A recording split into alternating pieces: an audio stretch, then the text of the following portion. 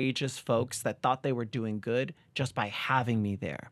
When we talk inclusivity and diversity in media, it's not just about hiring people of color or queer folks or LGBTQIA plus folks, giving them something important to do.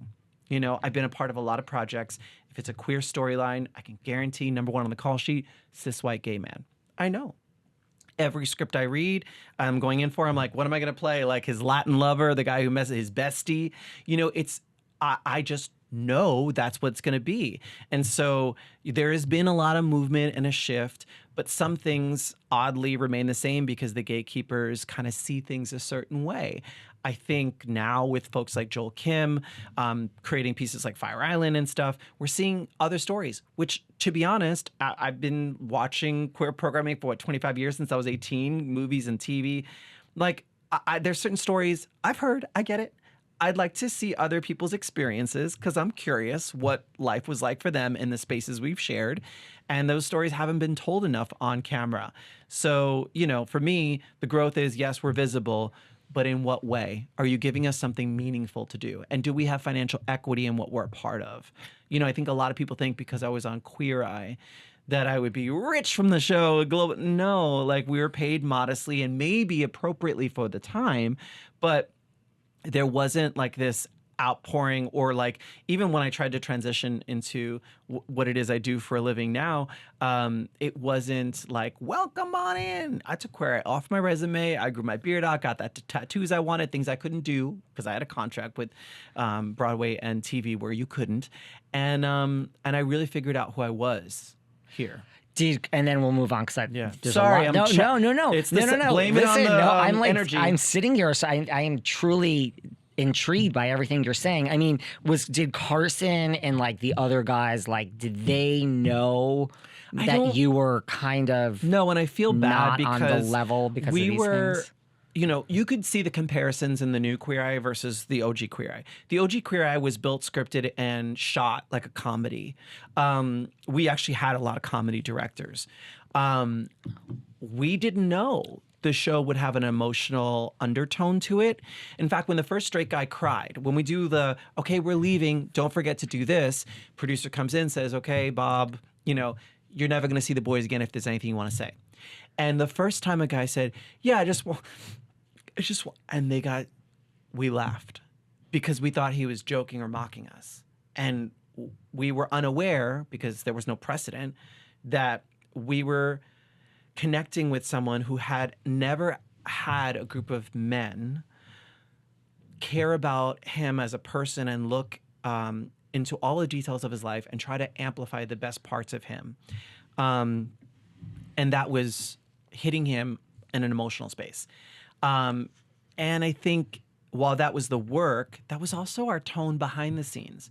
We were very joking. It was like a fraternity. I often got locked out of the trailer, or like the car would scooch up when I try to get in. Tom, the interior designer, was in a fraternity, so I was very much getting hazed for 3 years, 100 episodes of Queer Eye. So we never had emotional moments. I think, you know, some of my WASPy cast members probably shy away from emotion at that time. And I think this new cast, they're beautifully leaning into it. So I didn't get to share that with them. I think that would have been too emotionally vulnerable. What I did do was a one night only Broadway, on a Broadway stage, sort of story of my life, Moulin Rouge style, top 40 in Broadway music, the story of my life infused. Rosie Perez played my mother. Carson and Ted both made appearances in it.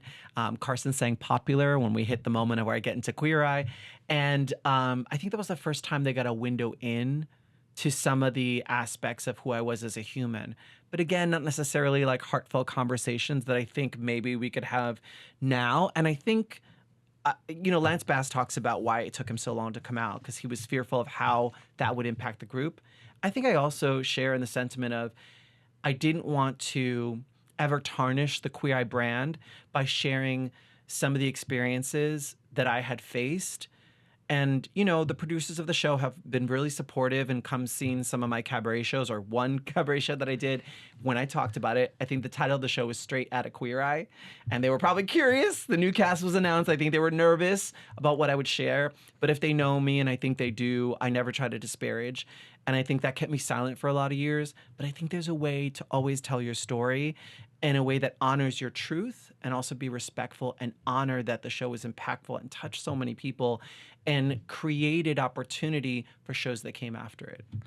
And then I know, you say the new cast, like, there's no hard feelings. You're the brothers. Yeah, we like them. What was it like when you get that call and you're like, wait, oh my God, I'm in my 30s and let me tell you. And they're like, they Jay. did say you're going to do something with them and we'll find a way to work you in. And I felt like, Karamo and I are around the same age. And while I didn't want to go back to like cleaning toilets and giving theater tickets or whatever it was, I didn't want to necessarily relive the experience. I think at the 20th anniversary, which we are this year, all 5 of us for the first time are down, willing, and able to do something together again.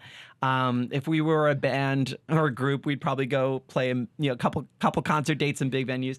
But only because we have magic when we're together. And I think part of passing the torch, it felt really cathartic because I think the show needed Queer Eye when we first came on the scene. And again, the world, with what was happening politically, needed Queer Eye again.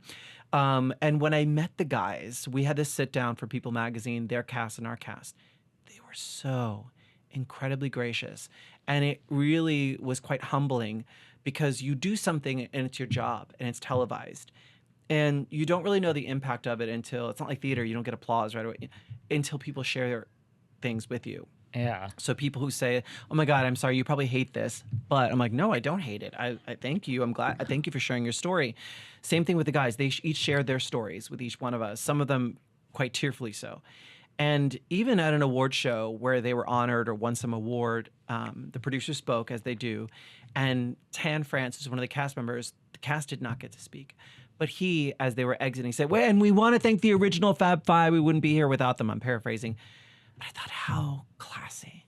How classy. Yeah. No one had said that to us up until that point. We went to go to the premiere of a screening of the first episode of Queer Eye at the Pacific Design Center. And, we do the red carpet with the boys. We sit in the small theater screening room. The head of Netflix, introduces the producers, introduces the new cast, saves us for last. And he has us stand.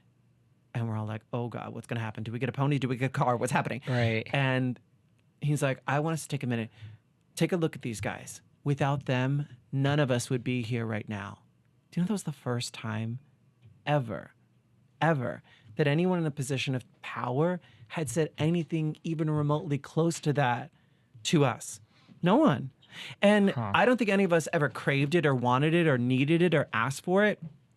But when you get it, it kind of, it did make us feel appreciated.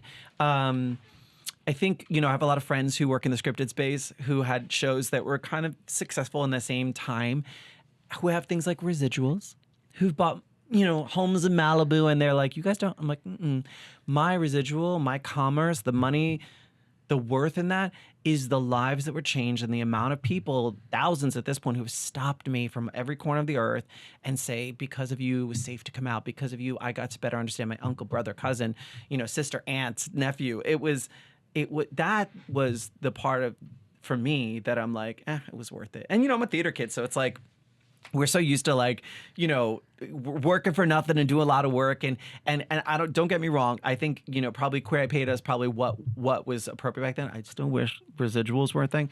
But outside of that, I will say it was more about the outside work and where society was when I speak about money.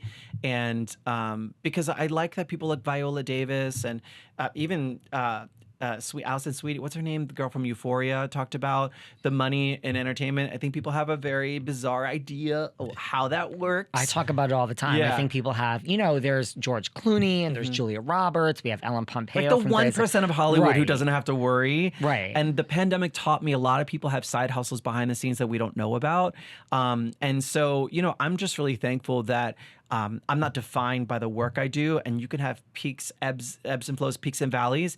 And my worth as a human does not change based on how the world at that moment views my relevancy. I'm no longer attached to, I need to be on the biggest show.